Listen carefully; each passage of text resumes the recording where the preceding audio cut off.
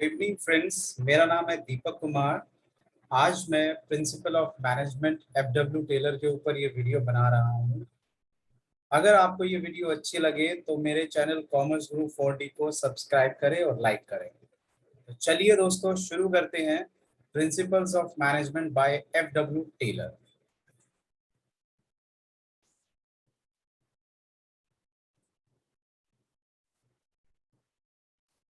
So firstly, we'll discuss about scientific management. Scientific management क्या है? F.W. Taylor is known as father of scientific management principle.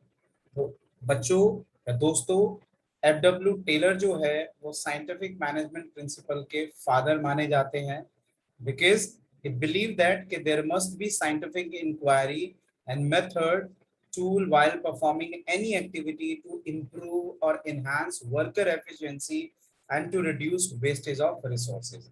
So F.W. Taylor is betterly known as father of scientific management because उन्होंने ये कहा कि कोई भी activity perform करने के लिए उसके पीछे साइंटिफिक इंक्वायरी और मेथड और टूल का होना बहुत जरूरी है।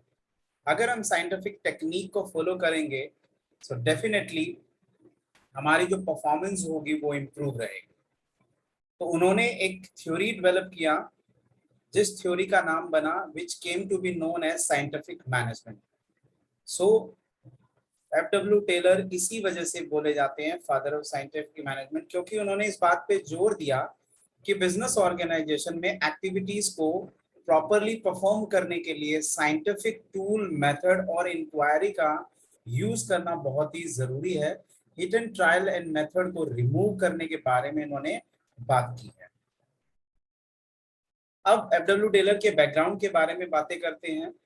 F.W. Taylor was born in 1856 in Philadelphia, USA. तो दोस्तों, F.W. टेलर का जन्म 1856 में फिलाडेल्फिया में हुआ था।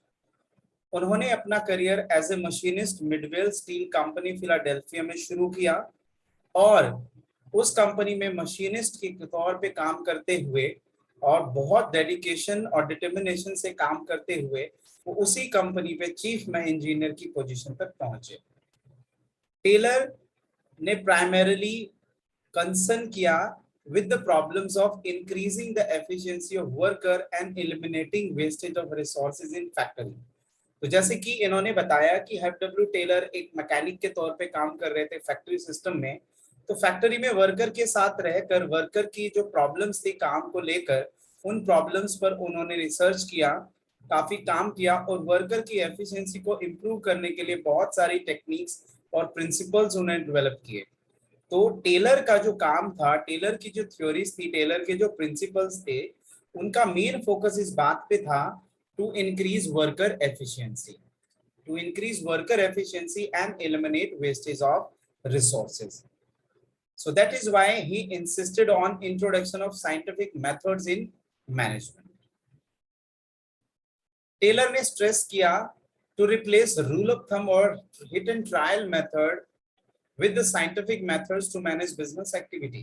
टेलर ने कहा कोई भी काम को मैनेज करने के लिए hit and trial error method नहीं काम आता है, उसके पीछे कोई ना कोई साइंटिफिक अप्रोच और मेथड रहता है जो हमेशा एक मैनेजर को यूज करना चाहिए। Taylor propounded 4 scientific principles and scientific techniques to improve management skills of manager।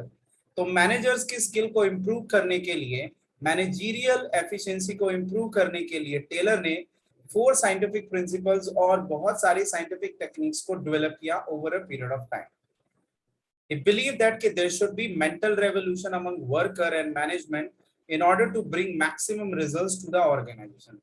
और टेलर ने इस बात पे भी बिलीव किया है कि जो वर्कर और मैनेजमेंट होते हैं उन दोनों की जो मेंटल स्टेट है या जो माइंडसेट है, दोनों के लिए वो काफी पॉजिटिव होना चाहिए, मेंटल रेवोल्यूशन होना चाहिए वर्कर्स और मैनेजमेंट के बीच में, तभी मैक्सिमम रिजल्ट हम ले सकते हैं अपनी ऑर्गेनाइजेशन के लिए।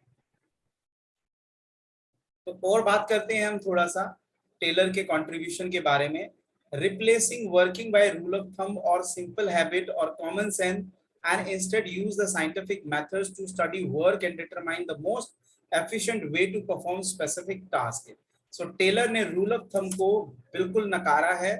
टेलर ने इस बात पे बहुत ज्यादा जोर दिया है कि किसी भी काम को करने के लिए हमें एक साइंटिफिक मेथड और एक साइंटिफिक वे फाइंड आउट करना चाहिए, तब ही उस काम को एफिशिएंटली और इफेक्टिवली परफॉर्म किया जा सकता है।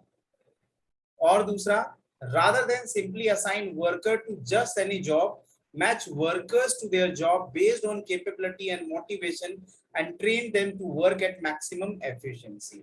और टेलर ने बहुत अच्छी बात बोली यहाँ पर कि भी वर्कर को कोई भी जॉब देने की बजाय वर्कर को उसकी कैपेबिलिटी, उसके स्किल, नॉलेज और मोटिवेशन के अकॉर्डिंग उसे जॉब असाइन करे और उसे रेगुलरली ट्रेन करे ताकि उसकी मैक्सिमम पोटेंशियल और एफिशिएंसी तक पहुंचा जा सके। Monitor worker performance time to time and provide instructions and supervision to ensure that they are using the most efficient way of working. और टेलर ने इस बात पे भी जोर दिया कि टाइम टू टाइम हमें वर्कर की परफॉर्मेंस को रेगुलरली चेक करना चाहिए, मॉनिटर करना चाहिए, उन्हें इंस्ट्रक्शंस देनी चाहिए, सुपरविजन करना चाहिए उनके काम का, ताकि एक मोस्ट एफिशिएंट वे जो है काम करने का वो फाइंड आउट किया जा सके। उसके साथ साथ टेलर ने पैटर्निस्टिकल स्टाइल ऑफ मैनेजमेंट की बात की, जहां पर बिजनेस के जितना भी काम होगा वो काम मैनेजर और वर्कर में इक्वली डिस्ट्रीब्यूट किया जाए, ताकि मैनेजर अपना जो टाइम है वो प्लानिंग और ट्रेनिंग में स्पेंड कर पाए और वर्कर जो है उस टास्क को एफिशिएंटली परफॉर्म कर पाए। तो ये सब बातें थी टेलर के बैकग्राउंड के बारे में। अब हम आगे बात करेंगे 4 scientific principle developed by F W Taylor. तो जैसे कि आप देख पा रहे हैं इस पिक्चर में, सबसे पहले दिया गया है science not rule of thumb, दूसरा प्रिंसिपल है हार्मनी नॉट डिस्कॉर्ड, तीसरा है कोऑपरेशन नॉट इंडिविजुअलिज्म, और लास्ट है development of each and every one two his और हर ग्रेटर एफिशिएंसी एंड प्रोस्पेरिटी। तो चलिए दोस्तों आगे बढ़ते हैं और इन 4 प्रिंसिपल्स को डिटेल में स्टडी करते हैं।